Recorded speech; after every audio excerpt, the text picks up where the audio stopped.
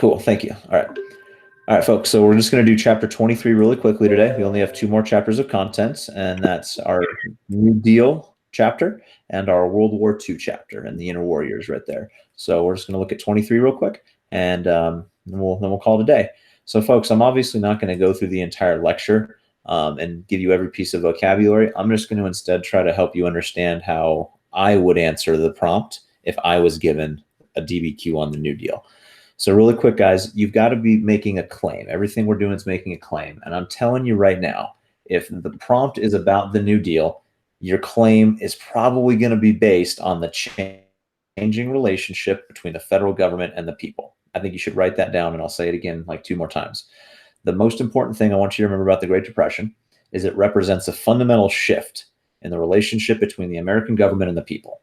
Guys, that's my thesis statement. And now I have to prove that in a lot of different ways, whether it's through job programs, whether it's through a social safety net that didn't exist before. And I'll talk about all that stuff very briefly, but that's my thesis statement, guys. And I'm not training you to critically think right here. I'm literally we're cramming for a test. I'm trying to spoon feed you what I think is an awesome thesis that's really, really easy to defend. The Great Depression will fundamentally change the relationship between the federal government and the American citizen. And again, the categories I'm going to talk about are through, job creation programs, social safety net, which is Social Security, and like big infrastructure programs and infrastructure projects. It's not like a complex academic argument, but I can easily back it up and get a good score on this. So that's what we're going for. You don't need to worry about what causes the stock market to crash. That's really only going to be perhaps a little bit of historical context. You're never going to get a DBQ that asks you the economic reasons why the stock market crashes. It's way beyond our level. I'm frankly not even smart enough to understand all that. So cool. Let's go through it, guys.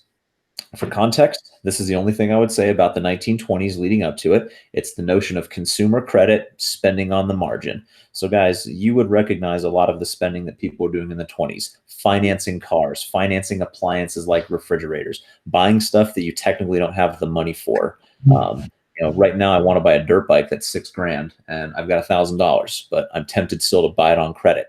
This is where that type of spending behavior will become very, very common in America. We have a growing middle class that has access to disposable income, and this kind of idea of keeping up with the Joneses is driving consumer spending, but it's also driving spending on credit. And that whole idea of spending on credit is occurring in the stock market, folks. That's called buying on the margin. Now, if I want to buy $100 worth of stock and I don't have that money, someone might loan it to me. And if the stock price goes up, that's excellent. That you can't lose if the stock price goes up. And it does for a huge number of years. But if that stock price goes down, you're on the hook for that money that you ended up borrowing. And so long story short, folks, that is simply one of the reasons why the stock market crashes, but it's also really one of the easiest ones for people like me to understand who doesn't have a really good, strong economic base. I understand buying something on a loan and it losing all its value. So if I'm doing context for a DBQ on the Great Depression, I would just talk about that. I would talk about consumer spending, buying on the margin, consumers buying credit, and buying with credit, and I would also talking about that same practice occurring on the stock market in larger numbers. That whole concept of buying on the margin, folks, is going to help us understand why so many people get cleaned out during that several weeks of crashes. And remember, folks, a lot of Americans aren't invested in the stock market at this time, so there's going to be all these ripple effects. You're not going to have to necessarily explain all of those ripple effects. The more important thing to understand is what the government does to respond to it. If this was a business class, they would probably be focusing more on about those ripple effects and consequences, but we're going to focus on the government's response. Everything I did so far was just meant to be historical context. Consumer spending, stock market. It's going to be fine, guys. I only need a few sentences of that. All right. Remember, Herbert Hoover's our president at the time, and he is going to essentially take a mostly hands-off approach. He's going to essentially pass big tariffs that are just going to cause retaliatory tariffs, not incredibly helpful there.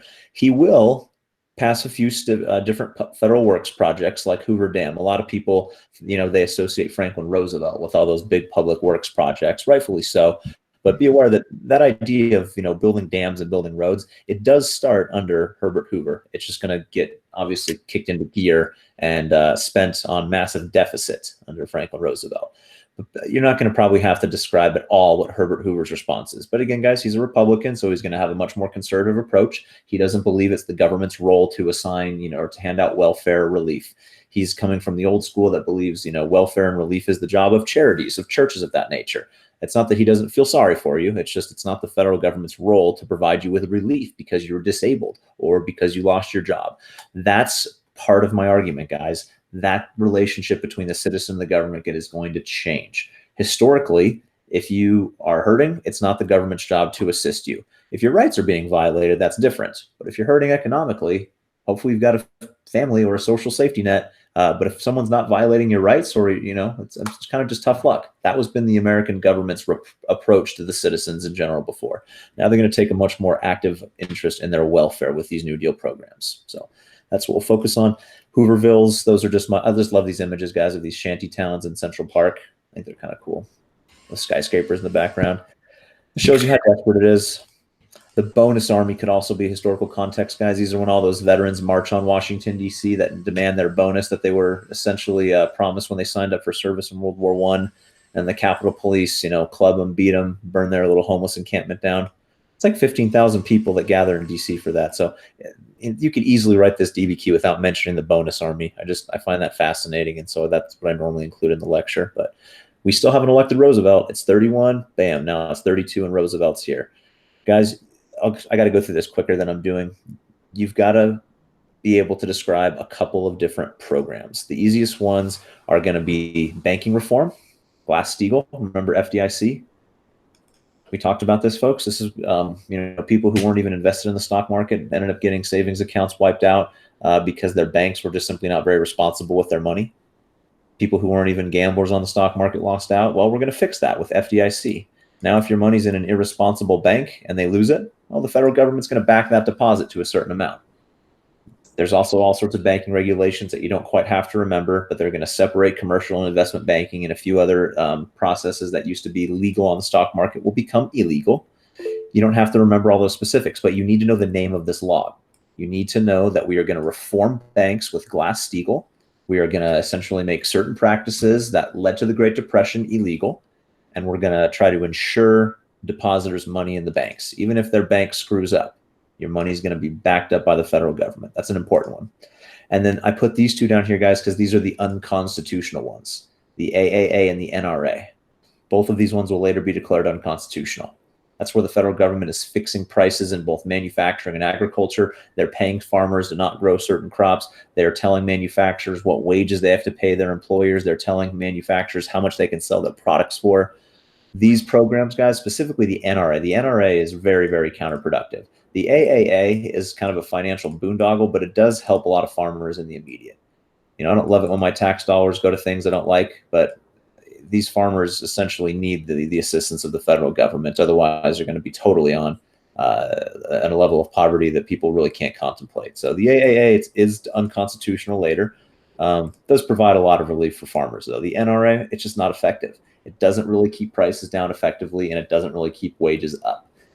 The economics of why it doesn't work, not important, folks. But be aware that part of your argument is going to have to address the fact that there's going to be criticisms of the new role the government's taking. Some people are going to criticize FDR for unconstitutional power grabs. They're going to accuse the New Deal of essentially bringing socialism into the nation. And these two laws, folks, are the examples that they would use.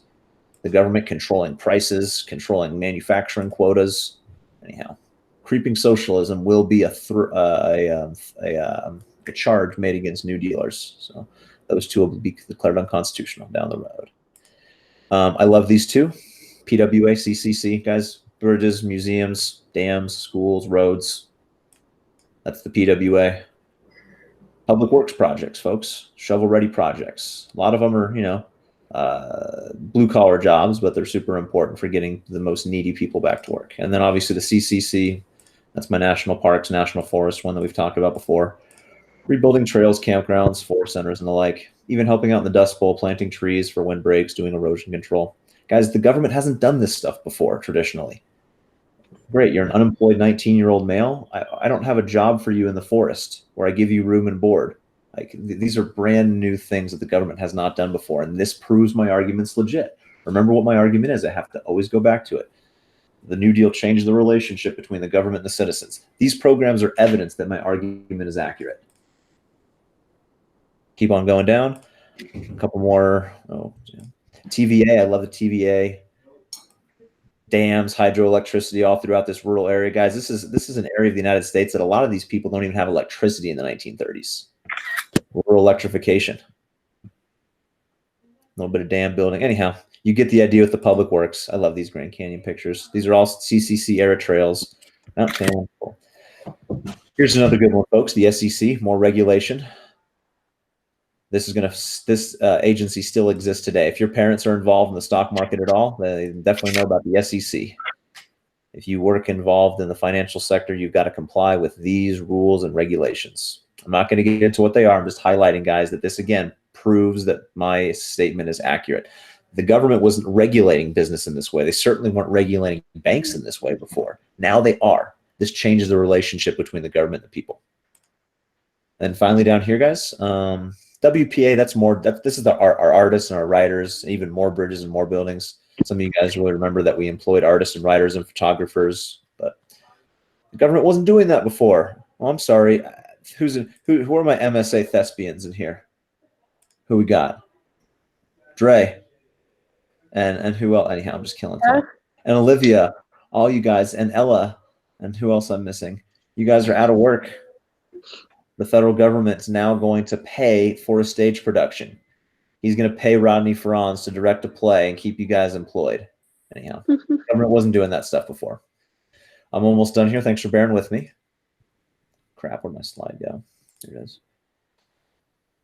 Murals. These are those Diego Rivera murals, guys. Some of these are in Coit Tower. High schools all across the nation have WPA murals in here. In fact, I got an extra minute, and I like it.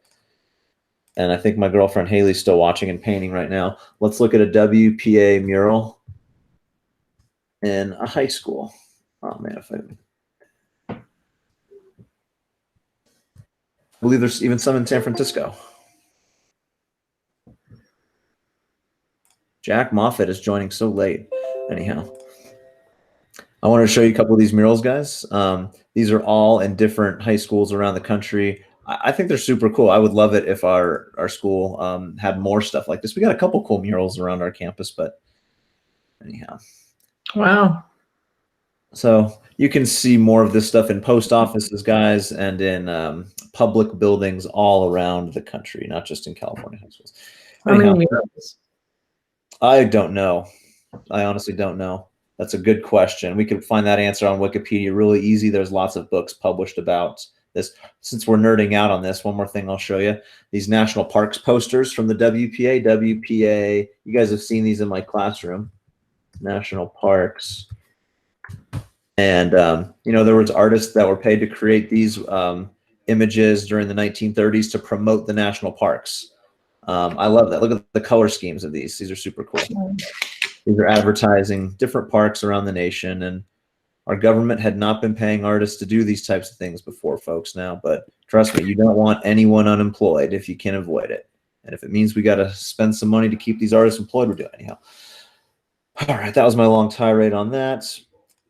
Remember Dorothea Lange? I told you about her, guys, that awesome photographer. We're paying photographers to document the social history of this as well. She takes that famous photo, Migrant Mother.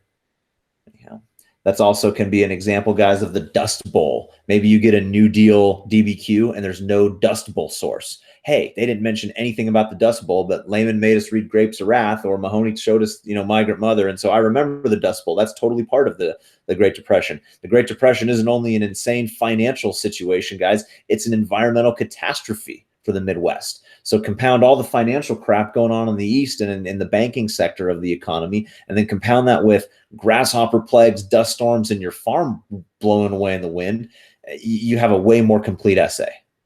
How does the government respond to the Dust Bowlers? You would say the AAA. It's not perfect, but we're going to try to help those farmers using the AAA. All right, getting towards the end, guys, this is very important. The relationship.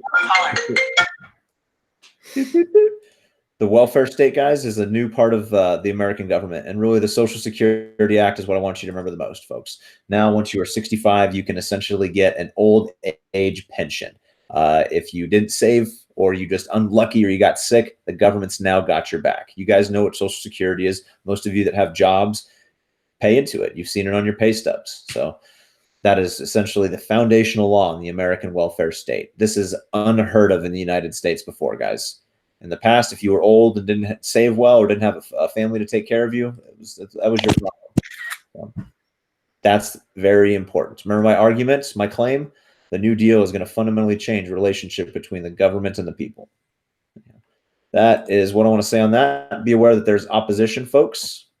Many conservative business owners oppose these New Deal reforms as socialist, as too much government intervention in free market activities, and also the debt.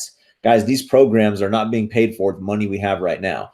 Taxes are going to be really, really high in America's future. Fortunately, in the 1950s and 40s, our economy is doing so well, those high taxes we can manage, but all this New Deal spending, guys, is deficit spending. All those artists that we just paid to paint murals, all those actors we paid, all those trails we just built and dams we built, that was built off of deficit spending, meaning on debt. That's what this cartoon's all about. It's criticizing the New Deal for the growing national debt it's causing.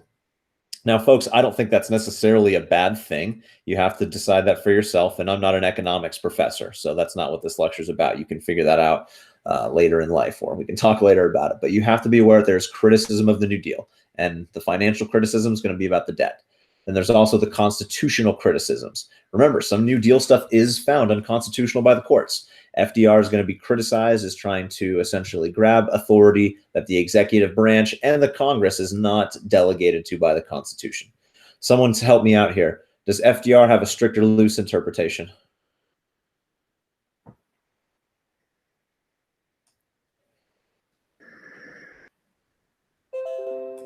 Crickets. Does he have strict or loose? He's got very loose interpretation. Cool. Thank you, whoever said that.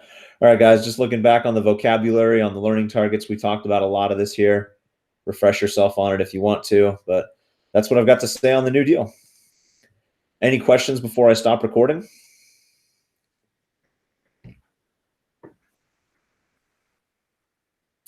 No.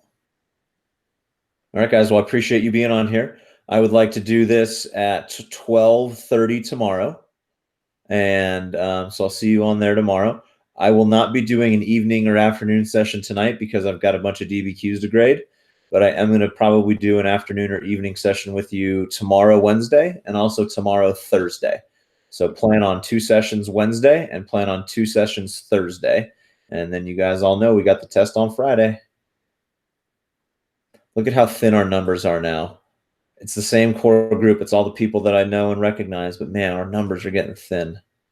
I'm worried about not anyone in this chat. I'm worried about the people that I haven't seen once. I'm worried about the people who like normally do okay in my class, but I haven't been seeing. Anyhow, glad you guys are here. Hi, Roberto. Thanks for joining us at the end. All right, I'm going to stop recording, and I'm going to go ahead, folks.